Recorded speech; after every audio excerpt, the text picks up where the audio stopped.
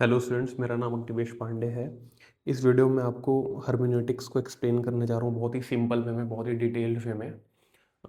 Basically ये जो topic है ये यूपीपीएससी का जो असिस्टेंट प्रोफेसर का जो सिलेबस है उसमें रिसर्च मैथडोलॉजी के यूनिट में एक टॉपिक है।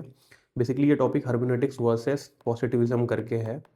तो इस वीडियो में आपको हर्मेन्यूटिक्स और पॉजिटिविज्म दोनों को एक्सप्लेन करूंगा, और अगर टाइम कम रहेगा तो मैं पॉजिटिविज्म को अगली वीडियो में एक्सप्लेन कर दूंगा, और उसी वीडियो में दोनों को कंपैरिजन, दोनों का डिफरेंस जो है वो सारे को मतलब डिटेल में एक्सप्लेन कर दूंगा। तो हम लोग हर्मेन्यूटिक्स से शुरू करते हैं। तो हर्मेन्यूटिक्स बेसिकली क्या है? Hermeneutics is the theory and method of interpretation. Example के तौर पे मैं ये समझता हूँ कि अगर मुझसे कोई पूछे कि हेलो हाउ आर यू, तो मैं कहता हूँ कि I am good, I am fine, और I am feeling very well. तो अगर ये मैं कहता हूँ तो ज़रूरी नहीं कि ये सच हो। क्या पता मैं अंदर से दुखी हूँ, still I am saying that I am good, I am fine. तो कहने का मतलब ये होता है कि जो हर्मेन्यूटिक्स है वो क्या करता है, it's a theory and method of interpretation. मतलब जो टेक्स्ट है या फिर कोई ह्यूमन बीइंग है कुछ बोल रहा है, उसके पीछे क्या मीनिंग्स है, क्या वो एक्चुअल में फील कर रहा है, वो हम उसको समझने की जब कोशिश करते हैं तो उसी को सिंपल टर्म्स में हम हर्मेन्यूटिक्स कहते हैं। तो बेसिकली ये फिलॉसफी का कॉन्सेप्ट है जो कि सोशल साइंसेस में यूज किया जाता है। इसको एक मैथडोलॉजी भी कह सकते हैं, इट्स अ मैथडोलॉजी। इसका जो अपोजिट है वो है पॉजिटिविज्म। तो पॉजिटिविज्म क्या कहता है? पॉजिटिविज्म ये कहता है कि ह्यूमन बींग्स या फिर सोसाइटी को हम अंडरस्टैंड कर सकते हैं नेचुरल ऑब्जेक्ट्स की तरह। जैसे फिजिक्स में हम क्या करते हैं, एटम को समझना है, फिर ग्रेविटी को समझना है, तो हम कॉजल एक्सप्लेनेशन को समझते हैं, हम रूल्स को फॉर्मुलेट करते हैं, जनरलाइजेशंस को फॉर्मुलेट करते हैं। हम बताते हैं कि ठीक है, अगर ग्रेविटी लखनऊ में ऐसी है, इंडिया में ऐसी है, तो अमेरिका में भी ऐसी होगी, न्यूयॉर्क में भी ऐसी होगी, या फिर किसी स्पेसिफिक कंट्री में भी ऐसी होगी। तो मतलब हम जनरलाइजेशंस को ढूंढते हैं, हम कॉजेस को ढूंढते हैं। बट ह्यूमन बींग्स क्या है? जो ह्यूमन बींग्स है, they are subjective beings, they involve meanings in their actions. तो they can not be like studied using the methods of natural sciences. That's why जो कॉम्टे ने मैथड जो दिया था, जिसको बोलते हैं पॉजिटिविज्म, उन्होंने कहा था कि पॉजिटिविज्म इज अ मैथड जिसके थ्रू हम नेचुरल साइंसेस की टूल को यूज करके ह्यूमन सोसाइटी को या फिर ह्यूमन साइंसेस को भी समझने की कोशिश करते हैं। उन्होंने क्या कहा था, सोशोलॉजी में भी हम पॉजिटिविस्ट मैथड का यूज करेंगे, और हम सोशल साइंस नेचुरल साइंसेस के मैथड को यूज करके सोशोलॉजी को भी समझेंगे। तो उसी को अपोजिट कह सकते हैं कि हर्मेन्यूटिक्स है, जो कि एक इंटरप्रिटेटिव ट्रेडिशन है, जिसमें ये कहते हैं कि hermeneutics basically human beings are the subjective beings, they involve meaning in their actions, तो they can not be understood by the laws of the natural sciences. That's why there should be a different methodology. वो क्या है? वो interpret करने वाली methodology use करेंगे। तो उसमें हर्मेन्यूटिक्स एक इंटरप्रेटिव मैथडोलॉजी है।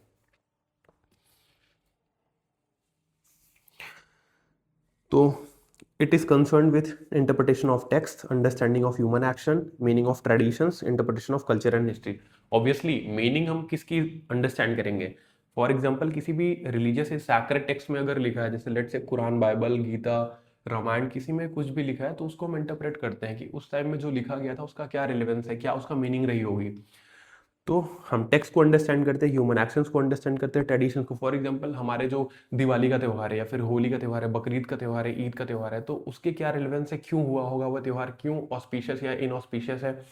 इन सबको समझने के लिए हमको इंटरप्रेटिव मैथड का यूज करना पड़ेगा, जो एक हार्मोनेटिक्स है।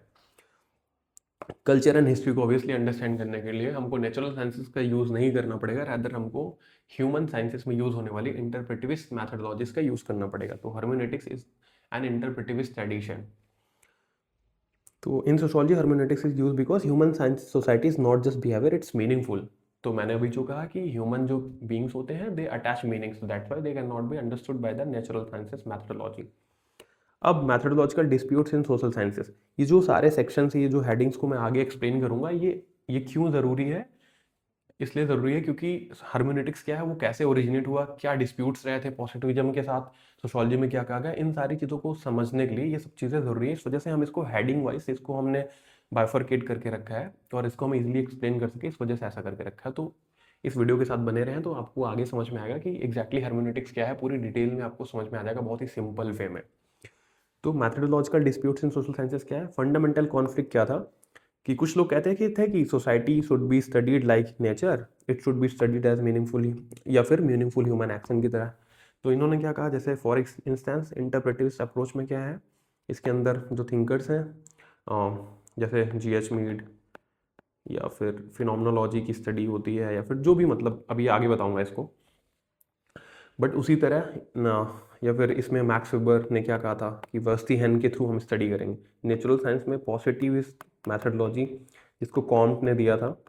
तो नेचुरल साइंस अप्रोच क्या कहता है, एक्सप्लेनेशन होना चाहिए, मतलब जैसे लॉ, कॉजल लॉज होना चाहिए, प्रेडिक्शन ऑब्जेक्टिविटी होना चाहिए। For example what is gravity, gravity को हम एक्सप्लेन करते हैं कि ग्रेविटी के रूल्स क्या हैं, क्यों एप्पल नीचे ही गिर रहा है, ऊपर क्यों नहीं उड़ जा रहा है पेड़ से टूटने के बाद। बट इंटरप्रेटिव अप्रोच में हम क्या करते हैं, अंडरस्टैंड करते हैं कि अगर if I am saying that I am good, तो I should be interpreted whether I am telling the truth और नॉट। तो इंटरप्रेटिव अंडरस्टैंडिंग, ये जो अंडरस्टैंडिंग होता है वो इंटरप्रेटिव अप्रोच में यूज होता है।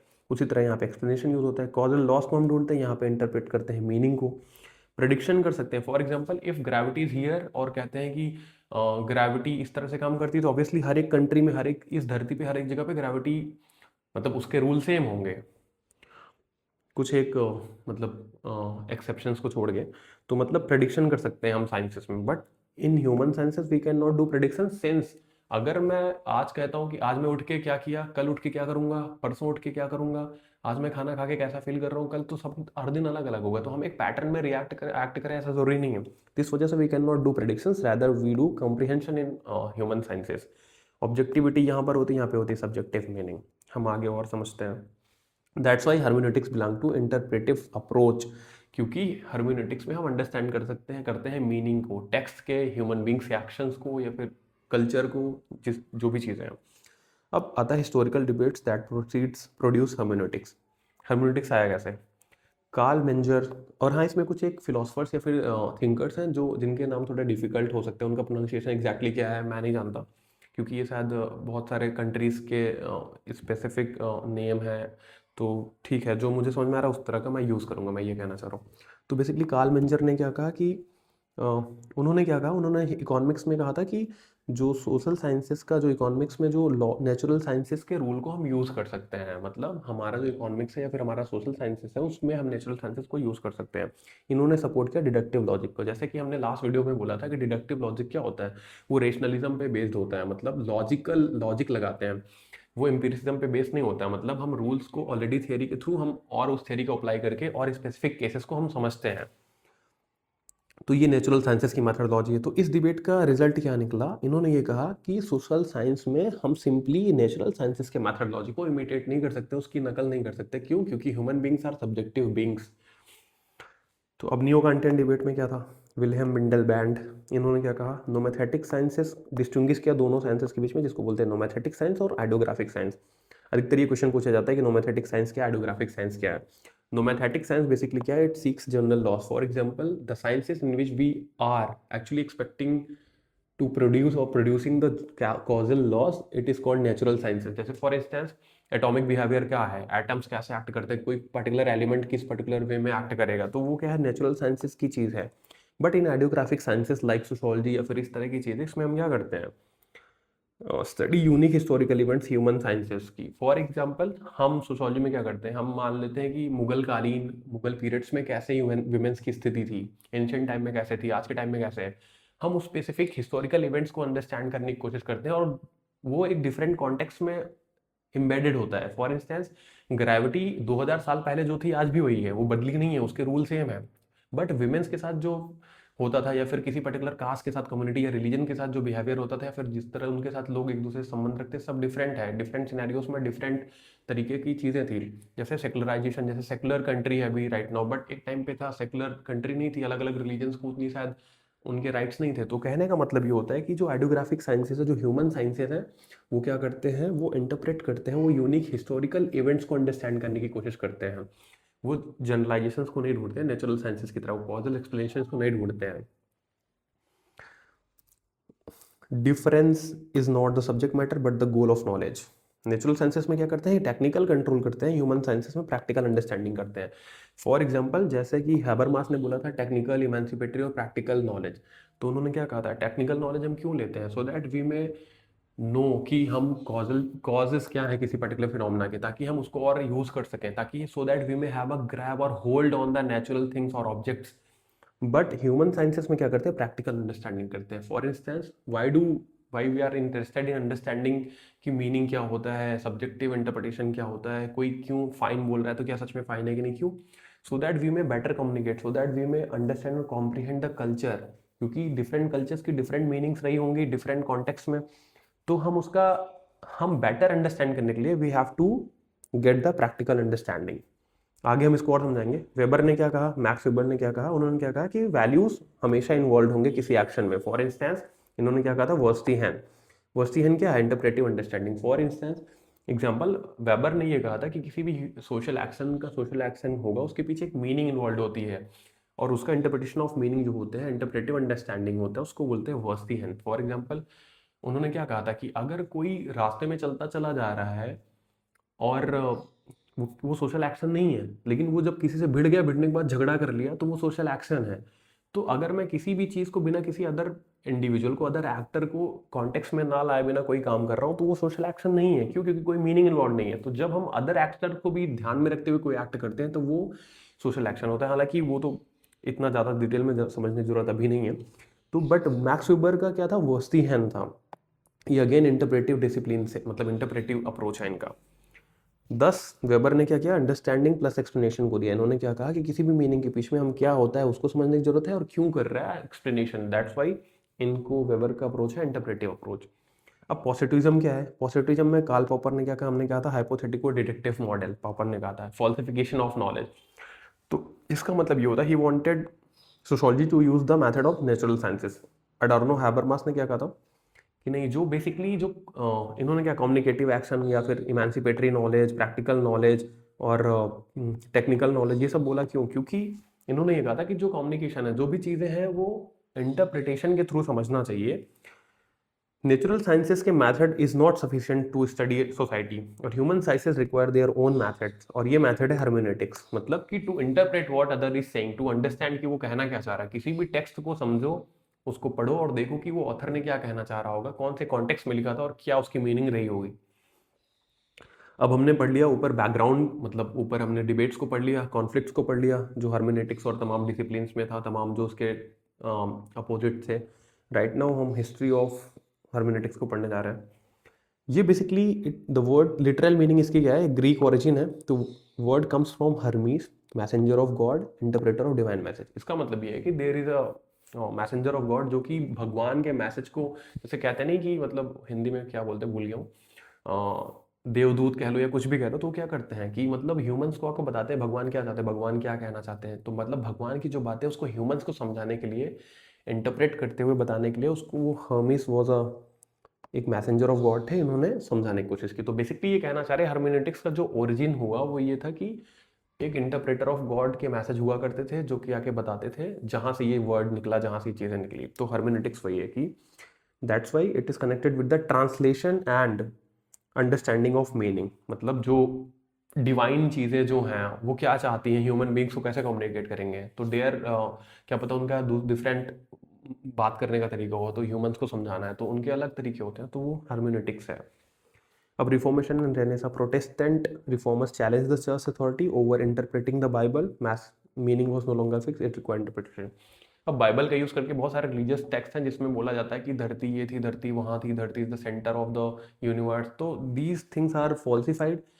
तो कहने का मतलब ये था कि जब रेनेसा या रिफॉर्मेशन या फिर एनलाइटनमेंट पीरियड्स आए, जिसमें ये जाना गया कि humans are being subjugated by the कुछ एक चीज़ों के थ्रू सब्जुगेट किया जा रहा है और ह्यूमंस को सुप्रीम नहीं माना जा रहा है, रैदर उनके ऊपर सुपरस्टिशंस है और उनको दबाया जा रहा है, वो they are not having their free will, उनको भगवान और तमाम चीज़ों के थ्रू डराया जा रहा है। तो इसलिए उसका जो उन्होंने ये कहा कि हमको जो रिलीजियस टेक्स्ट हैं उसकी अंडरस्टैंडिंग इंटरप्रेट करना पड़ेगा, सो दैट वी में एक्चुअली एक्चुअली मतलब have like actually getting the true knowledge, true meaning of that text. तो ये था। अब आते हैं सबसे important point, Schleiermacher father of modern hermeneutics. इसको शायद स्लेमा बोलते हैं, ये एक थिंकर है, फिलोसोफर है। तो फादर ऑफ मॉडर्न हर्मेनेटिक्स हैं ये। इन्होंने क्या कहा, इन्होंने सिस्टमाइज करा हर्मेनेटिक्स को। इन्होंने बेसिकली जो किया वो ये किया कि इन्होंने दो तरह के इंटरप्रिटेशन बोले, grammatical interpretation, psychological interpretation. Grammatical interpretation क्या है, it's an analysis of language, grammar structure, then reconstruction of author's mind है साइकोलॉजिकल इंटरप्रिटेशन। फॉर इंस्टेंस अगर मैं कहता हूँ कि if someone is asking me how are you, तो आई एम टेलिंग कि I am good, I am fine, I am feeling well, I am feeling happy, but still I may not be happy from inside. तो कहने का मतलब ये होता है कि जब मैं कहता हूँ आई एम गुड, तो अब या फिर कहता हूँ कि मुझे रिसर्च करना है और मुझे करियर बनाना है, तो अब रिसर्च क्या है, करियर क्या है, ये सारी चीज़ें क्या है, ग्रामर के विषय हैं, लैंग्वेज का विषय है कि रिसर्च का मतलब होता क्या है। अगर कोई मैं कहता हूँ मुझे रिसर्च करना है, तो कौन क्या समझेगा, ये ग्रामर अगर उसको पता है या फिर लैंग्वेज की जो बेसिकली एनालिसिस करना चाहता हो जान जाएगा। रिसर्च का मतलब होता है कि जिसमें हम एक नया चीज़ ढूंढते हैं या फिर कुछ थीसिस लिखते हैं। बट अगर कोई ऑथर्स के माइंड में क्या, if I am saying that कि आई एम गुड बट अंदर से मैं दुखी हूँ, तो बट अब मुझे कोई देख के ये जाने कि मैं सच में क्या हूँ, खुश खुश हूँ, दुखी हूँ, तो ये होता है क्या है, इसको बोलते हैं साइकोलॉजिकल इंटरप्रिटेशन। मैं रिसर्च करना चाहता हूँ, मैं ठीक हूँ, मैं गंदा हूँ, ये है, ये सब ग्रामेटिकल इंटरप्रिटेशन है कि मतलब लैंग्वेज या टेक्स्ट में हम जाएं कि क्या बोल रहा है, उसकी स्ट्रक्चर को पढ़ें। अब इसमें एक इंपॉर्टेंट कॉन्सेप्ट है हर्मेनेटिक सर्किल। हर्मेनेटिक सर्किल ये होता है कि पार्ट होल कॉन्टिन्यूस मूवमेंट। अब इसका मतलब समझाते हैं। फॉर एग्जाम्पल, एग्जाम्स में हमको अनसीन पैसेजेस दिए जाते हैं। नेट के एग्जाम में आता है लास्ट में 91 से लेके 100वां क्वेश्चन जो आता है, अनसीन पैसेजेस आते हैं आजकल। अब इसमें एक पैसेज दे दिया गया। अब इसमें मान लो कि पैसेज विमेन के बारे में है, तो अब होगा क्या कि मान लो अब ऐसे आ जाता है पैसेज, देन फिर क्वेश्चन पूछे जाते हैं कि इसका मतलब इस क्वेश्चन में क्या है। पूछा गया कि अब उसमें एक क्वेश्चन आता है कि मान लो कि उसमें लिखा गया महिलाएं कमज़ोर होती हैं। तो अब किसी से तो वो देखेगा कि महिलाएं कमज़ोर होती हैं, ये तो बड़ा कॉन्ट्रडिक्टरी या फिर किस तरह की स्टीरियोटिपिकल थॉट है। लेकिन उस पैसेज में क्या पता आगे सेंटेंस में लिखा हो कि महिलाएं कमज़ोर होती हैं, ऐसा कुछ लोग समझते हैं जो कि पैट्रियार्कल माइंडसेट के होते हैं। तो कहने का मतलब होता है in order for us to understand the whole meaning we have to मतलब move from the specific sentence to the whole passage, so that we may actually come to the कि ये पॉइंट है क्या, कहना क्या चाह रहा है। तो कहने का मतलब सबसे पहले हम सेंटेंस को पढ़ते हैं, देन फिर पूरे पैसेज को पढ़ते हैं, फिर सेंटेंस को पढ़ते हैं, फिर इस तरह से हम कॉन्टिन्यूस मूवमेंट करते हैं, बैक एंड फोर्थ मूवमेंट्स करते हैं, so that we may actually get to know कि मीनिंग है क्या इसका। तो अनसीन पैसेजेस में हम लोग यही करते हैं, हम लोग एक बार क्वेश्चन को देखते हैं, फिर उसको हम कीवर्ड को ढूंढते हैं बीच में, लेकिन कई बार वहां से आंसर नहीं मिलता, फिर हम एक सरसरी निगाह से पूरे पैसेज को पढ़ लेते हैं, तो हम उसका आंसर मिल जाता है। तो कहने का मतलब ये है। तो that's why goal of interpretation is to understand the text even better than author himself. कई बार ऑथर जो लिखता है वो उसके पीछे बहुत सारी मीनिंग होती है, वो खुद नहीं समझ में आता है उसने क्या लिखा हुआ है, लेकिन उसके पीछे बहुत सारी मीनिंग्स इन्वॉल्व होती हैं। तो इस वजह से हर्मेनेटिक्स का जो पर्पस है वो ये है कि to better understand the text even better than the author himself और हरसेल्फ। ठीक है। अब अगला पॉइंट आता है कि सोशियोलॉजी में हर्मेनेटिक्स का क्या रिलेवेंस है, how sociology is connected with hermeneutics. Obviously in the initial stages positivism जब था, तो कॉम ने क्या कहा था कि सोशियोलॉजी को भी नेचुरल साइंसेस की मेथडोलॉजी यूज करना चाहिए, जिसको हमने बोला पॉजिटिविज्म। तो पॉजिटिविज्म क्या है, अगर हम सोशियोलॉजी में नेचुरल साइंसेस के मेथड को यूज करें तो वही पॉजिटिविज्म है, मतलब कि कॉजेस को ढूंढें, जनरलाइज करें, ये सारा चीजें करें। तो उसी तरह हर्मेनेटिक्स क्या है, historians like Ranke and Troyson treated history itself as a text. Sociologists then extended this idea to social institutions, practices, actions and texts that must be interpreted.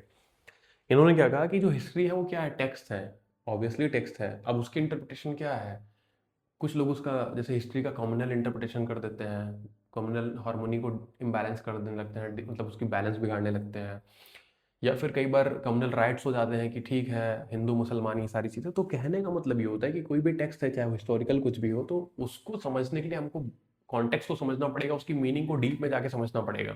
मतलब जो लाइनें लिखी हैं जिसको बोलते हैं रीड बिटवीन द लाइन्स, तो भी हम लोग को उसकी ट्रू मीनिंग को समझना पड़ेगा, तभी हम एक्चुअली नॉलेज को अटेन कर पाएंगे। तो कहने का मतलब ये है, स्टार्टिंग में जो ये सब चीज़ें आई थी इसको एक्सटेंड किया गया सोशोलॉजी में भी, जो सोशल इंस्टीट्यूशन की अंडरस्टैंडिंग, प्रैक्टिसेस, एक्शंस और टेक। अब कोई कल्चर है, कोई कहते हैं होपी डांस, या फिर जो मर्टन ने दिया था शायद, अब उन्होंने कहा कि जो है नाच रहे हैं लोग, बारिश आ जा रही है। तो अब एक कल्चर है, नाचने से बारिश आती है कि नहीं। अब नाचने का जो एक मैनिफेस्ट है कि भाई नाच रहे हैं, धूम मचा रहे हैं, बट उसके पीछे एक लैटेंट एक्शन क्या था कि बारिश आ जाएगी नाचने के बाद। लेकिन ये सबको समझेंगे कैसे, हम उस कल्चर को स्टडी करेंगे, हमको समझना पड़ेगा उस पर्टिकुलर जो हमने काम किया उसके पीछे क्या हमारे इंटेंशंस थे। तो कहने का मतलब ये होता है कि सोशियोलॉजी में भी हर्मेनेटिक्स का यूज़ है। अब इसको हम एग्जांपल के तौर पे समझते हैं। कॉम ने क्या कहा था और डिल्थी ने क्या कहा था। कॉम ने क्या कहा कि we should be using the method of positivism in the sociology also, मतलब नेचुरल साइंसेस के मेथडोलॉजी को इन्होंने कहा था सोसाइटी गवर्न बाय लॉस। इन्होंने कहा कि सोसाइटी भी लॉस के थ्रू गवर्न होती है, that everybody is acting in a pattern, that pattern can be understood and loss like generalisations can be formed. So that's why Comte had given the concept of positivism and he wanted solely to apply that method of natural science. But Dilthey ने क्या कहा, humans are conscious beings, actions are meaningful, sociology must study lived experiences. इन्होंने क्या कहा, natural science क्या करती है, explain करती है, और ह्यूमन साइंसेस अंडरस्टैंड करती है। तो उन्होंने ये कहा कि humans are conscious being, they are subjective beings, they do involve meanings, तो that's why they can not be studied using the method of natural sciences. तो डिल्थे का कोर आइडिया क्या था, understanding is basic to human life, मतलब हमको समझना पड़ेगा, अगर मैं घर से निकल रहा हूँ रोड पे कैसे चलना पड़ेगा, सामने वाला गाड़ी कैसे चला रहा है ताकि मुझसे भिड़ ना जाए, वो उसको ट्रैफिक रूल्स पता है, मुझे ट्रैफिक रूल्स पता है, दैट्स वाई हम एक रोड पे इक्विलिब्रियम स्टेट में है, कोई भिड़ नहीं रहा है, कोई कोलिजन नहीं हो रहा है। तो इसीलिए डिल्थे ने क्या बोला, इन्होंने 3 आइडिया दिया, 3 लाइफ एक्सप्रेशन, जिसको बोलते हैं thought, action and lived experiences. अब इसको हम एग्जाम्पल के तौर पे समझते हैं। लिव्ड एक्सपीरियंसेस क्या है, for example if I am a male, तो I have to act in a certain way. अब मैं महिलाओं की तरह ड्रेस नहीं कर सकता, महिलाएं पुरुषों की तरह ड्रेस नहीं कर सकती नॉर्मली। तो होता क्या है कि if I am a man या फिर इफ आई एम एडल्ट, तो होता क्या है कि मुझे समाज में कैसे रहना है, कैसे लोगों की मॉडेस्टी को मेंटेन रखना है, कैसे लोगों की रेस्पेक्ट को मेंटेन करके रखना है। अब हमको सिखाया गया कि हर एक जातियों की, हर एक धर्म की इज्जत करें, हर एक समुदाय का सम्मान करें, हर एक महिला पुरुष सबका सम्मान करें। तो अगर अब मैं जैसे अपने दोस्त मेल फ्रेंड के साथ एक्ट कर रहा हूँ, उसके क्या पता उस फीमेल फ्रेंड के साथ एक्ट नहीं कर सकता। तो कहने का मतलब क्या है, मेरी जो लिव्ड एक्सपीरियंसेस हैं उसके थ्रू मैंने थॉट्स को फॉर्म किया कि दैट अगर मैं, मेरा नाम अग्निवेश पांडे है, I do have to act in a certain way with certain person. तो वो मेरी थॉट बना दिया कि ठीक है, महिला पुरुष क्या होता है ना, जाति धर्म क्या होता है, सारी चीज़ें मेरे दिमाग में फिट हो रही, उसके हिसाब से मैं एक्ट करता हूँ। तो इसीलिए ये 3 चीज़ें क्या है, lived experience, thought and action. What we are experiencing, we are involving it in our thoughts, we are actually having thoughts, creating thoughts, and we are acting on that particular manner, like using that thought. तो अब philosophical hermeneutics क्या है गैडमर की, basically ये philosopher हैं शायद। तो इन्होंने क्या कहा था कि hermeneutics is not merely a method, it's condition of human existence. इन्होंने ये कहा कि ह्यूमन बींग्स इन्वॉल्व प्रेजुडिसेस और फ्यूजन ऑफ होराइजन की बात इन्होंने की। फ्यूजन ऑफ होराइजन ये होता है, होराइजन का मतलब ये होता है, इन्होंने क्या कहा कि जो हमारी नॉलेज, जो हमारे एक्सपीरियंसेस, जो हमारी थॉट प्रोसेस, जो हमारे वर्ल्ड व्यूज हैं, उसकी तरह हम एक्ट करते हैं, हम प्रिजुडिसेस को इन्वॉल्व करते हैं। तो जो हमारे पास्ट होराइजन है, for example if I am coming from some certain culture, present horizon है, आज की स्थिति क्या है, जैसे आज का मेरा क्या कल्चर है, उन दोनों का हम कैलकुलेशंस करते हैं, उसके बाद हम एक न्यू मीनिंग क्रिएट करते हैं। For instance if I M of the view, या फिर मेरी एक अवेयरनेस है कि पहले कास्ट सिस्टम हुआ करता था, फिर हमारी आज़ादी आई, फिर कॉन्स्टिट्यूशन लिखा गया, उसमें ये लिखा गया कि हम लोग सब इक्वल है, we can not discriminate, we are having equal rights, equal protection of law, जो भी है। तो हमने ये कहा कि नहीं, हिस्टोरिकली हमने गलत किया था, मतलब हम लोग एक दूसरे के साथ डिस्क्रिमिनेशन करते थे, but right now we are not suppose to do discrimination, that's why this is the new meaning. तो interpretation is always historical and cultural, है ना। किसी भी मीनिंग को समझने के लिए उसकी कॉन्टेक्स्ट में, कल्चर में जाके हमको समझना पड़ेगा कि आज इसका मीनिंग क्या है। अब एक कॉन्सेप्ट आता है important, hermeneutics of suspicion, Habermas ने बोला। इन्होंने क्या कहा, knowledge is driven by 3 human interest. आप लोग को याद होगा हैबरमास का, जिसको बोलते हैं 3 फॉर्म्स ऑफ नॉलेज या theory of knowledge, constitutive interest जिसको बोलते हैं। तो नॉलेज क्या है, knowledge is never neutral. Knowledge, Habermas ने कहा था नॉलेज न्यूट्रल नहीं होता है, नॉलेज के पीछे एक एम होता है। हम 3 तरह के नॉलेज अटेन करना चाहते हैं, 3 इंटरेस्ट होते हैं basically, technical interest, practical interest, emancipatory interest. That's why we are generating knowledge, because of like we are having back of the mind 3 interest. अब इन्होंने क्या कहा, 3 इंटरेस्ट जो होते हैं, टेक्निकल इंटरेस्ट क्यों होता है, टेक्निकल इंटरेस्ट होता है to control and do prediction of nature. For instance why do like we have to know about the laws of the gravity और थर्मोडायनेमिक्स और बॉयंसी, या फिर जो भी फिजिक्स के नियम या फिर किसी भी साइंस के नियम क्यों बनाते हैं, सो दैट वे में have a control over the mastery over the natural objects. कि अब कोई मशीन्स बना रहे हैं, एआई बना रहे हैं, रोबोट्स बना रहे हैं, क्यों, क्योंकि हमको रूल्स पता है कि हम इस तरह की बैटरी लगाएंगे तो इतना देर काम करेगा। इलेक्ट्रिक कार्स बना रहे हैं, तो हम क्यों करते हैं, टेक्निकल इंटरेस्ट, मतलब जो साइंसेस होती हैं टेक्निकल नॉलेज लेते हैं, so that we may have a mastery और we may get to like we may get an hold on the things of this natural world. तो ये ज़रूरी है टेक्निकल नॉलेज। प्रैक्टिकल नॉलेज क्यों होता है, प्रैक्टिकल नॉलेज होता है ह्यूमन साइंसेस में, ह्यूमैनिटीज़ में। फॉर इंस्टेंस हम क्या करते हैं, अभी भी बोला वर्स्टिहन इज देयर, तो वर्स्टिहन में क्या करते हैं, हम लोग अंडरस्टैंड करने की कोशिश करते हैं कि सामने वाला क्या मीनिंग चाह रहा है, अपने एक्शंस में क्या कहना चाह रहा है वो। ऐसा क्यों करते हैं? फॉर एग्जाम्पल कल्चर, हम कल्चर की स्टडी क्यों करते हैं? हम अगर प्रैक्टिकल नॉलेज करेंगे, कल्चर की स्टडी करेंगे, ताकि हम बेटर कम्युनिकेट कर पाए, हम जान जाए सामने वाला का कल्चर क्या है, मेरा कल्चर क्या है, हम इंटरप्रेट कर सकते हैं, ताकि हम अंडरस्टैंड कर सके किसी की हिस्टोरिकल बैकग्राउंड को, कल्चरल उसके जो चीज़ें हैं हम समझ सकें, और हम बेटर कम्युनिकेट कर सकें और कोलैबोरेट कर सकें। तो प्रैक्टिकल नॉलेज हम इसलिए लेते हैं। इमेंसिपेटरी नॉलेज हम क्यों लेते हैं? हम डीप स्ट्रक्चर्स को एनालाइज करते हैं, so that we may do emancipation, हम आज़ादी दिला सकें, हम लोगों की जो उनके साथ बुरा हुआ है, भला हुआ है, उन सब चीज़ों को देख सकें, और बुरा हुआ है तो उस चीज़ को हम एनिहिलेट कर सकें, डील कर सकें, उसको इरेडिकेट कर सकें। फॉर इंस्टेंस, हम सबॉल्टर्न पर्सपेक्टिव को क्यों पढ़ते हैं? ताकि हम जान सकें कि दलित्स के साथ क्या हुआ था, या किसी पर्टिकुलर कम्युनिटी के साथ क्या हुआ था, so that we may do emancipation, so may do like get rid of that particular evil. तो इमेंसिपेटरी नॉलेज क्या है? क्रिटिकल नॉलेज होता है, जिसको बोलते हैं क्रिटिकल इमेंसिपेटरी नॉलेज। तो ये डेप्थ हर्मेनेटिक्स है, इन्होंने इंट्रोड्यूस किया, इंटरप्रिटेशन प्लस एक्सप्लेनेशन। तो ये किस में यूज़ किया जाता है? साइकोएनालिसिस में, आइडियोलॉजी क्रिटिक में, इमेंसिपेटरी सोशल थियरी में। हाँ, अब हर्मेनेटिक्स किस तरह से यहाँ पे ज़रूरी है? हर्मेनेटिक्स हम पढ़ क्यों रहे थे, इनका हैबरमार्क्स को क्यों हम पढ़ गए? क्योंकि इनका हर्मेनेटिक्स को इन्होंने प्रैक्टिकल नॉलेज के साथ कनेक्ट कर रखा है।